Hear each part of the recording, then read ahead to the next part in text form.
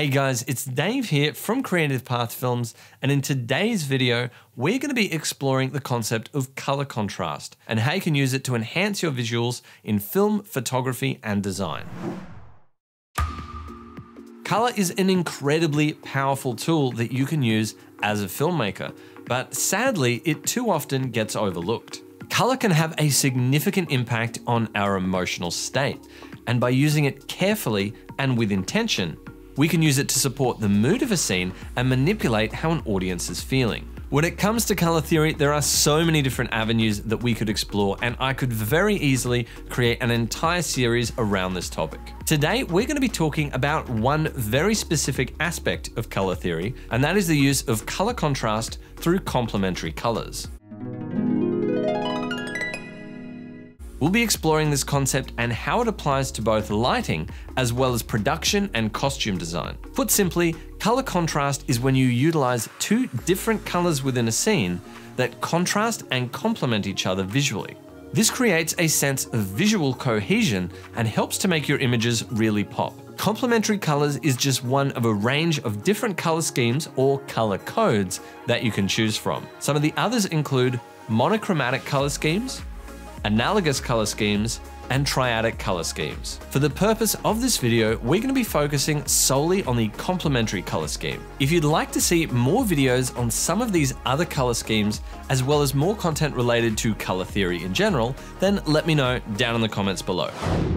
The complementary color scheme is a relatively simple concept. It's a tool that you can use to select any two colors that will both complement and contrast each other so that you create images that are both harmonious as well as visually dynamic. To get started, we're going to need a color wheel. And a color wheel is a fantastic tool to keep on hand as a filmmaker, photographer, or as a designer. If you'd like a PDF color wheel that you can print out and refer to, I've included a link down in the description. All right, now that we've got our color wheel, let's start by selecting our primary color, which in this example is going to be blue. In order to find blue's complementary color, all we need to do is look for the color that sits directly on the opposite side of the color wheel, which in this example is orange. Now, of course, you don't just have to stick to orange and blue. You can use this tool to find the complementary color of any color on the color wheel. The main reason that I chose orange and blue is because it's the most commonly used complementary color in film and video.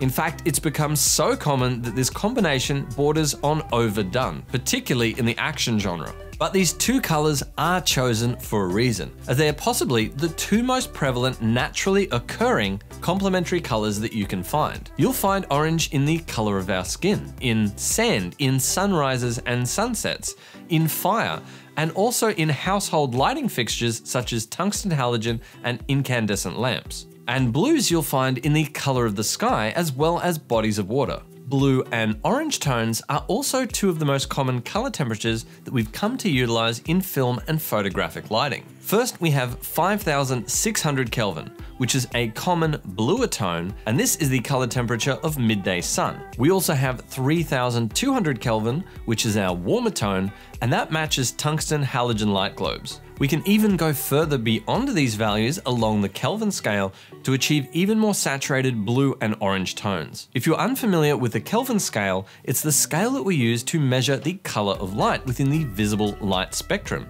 between infrared and ultraviolet light. If you'd like to learn more about the Kelvin scale as well as color temperature more broadly, we've done a bunch of videos on this topic. So check out the playlist up in the card up here, and I'll also put a link down in the description if you'd like to learn more. By combining these two opposing colors within the same frame or within a sequence of shots, this is how we build color contrast. All right, let's have a look at an example. The following scenes are from a music video called Friendly Neighborhood Poltergeist, which we helped put together with a local Queensland pop artist, Rory Webley. In it, we utilized complementary colors in a number of different ways in our lighting, costume, and set design. For this sequence shot in the hallway, we had our camera's white balance set to 4700 Kelvin, which is roughly halfway between our tungsten and daylight values. This value is 300 Kelvin higher than that midpoint, and what this does is that makes those cooler tones slightly more neutral, and it warms up those orange tones a little bit more. In the following scene, we had a 5600 degree Kelvin moonlight positioned out the front door at the end of the hallway where Rory was standing. We backed this up with a hair light positioned just outside of frame behind Rory's head, which was motivated by that moonlight in the deep background of the shot. These two sources served as our backlights and as our room tone in this hallway shot. For the moonlight, we used an aperture 120D with the 2x Fresnel attachment, and for the hair light, we used a Forza 60 boomed over the top of the shot. We also added a second Forza 60 off to the right-hand side of the wide shot to cool off this wall a little bit, and this created a checkerboard of contrasting colors: orange, blue, orange, blue.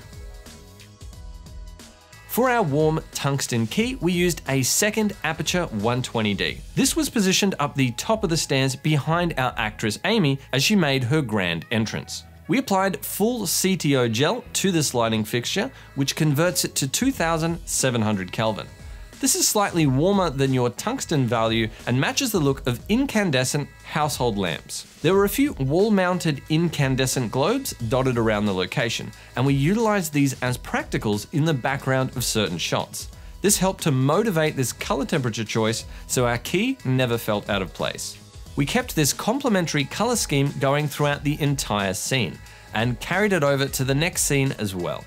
If you want to make adjustments to the color temperature of your lights, you can do this using color correction gels, either CTO for orange or CTB for blue, and there are various grades available. If you'd like to learn more about color correction gels as well as gels in general, check out this playlist up here.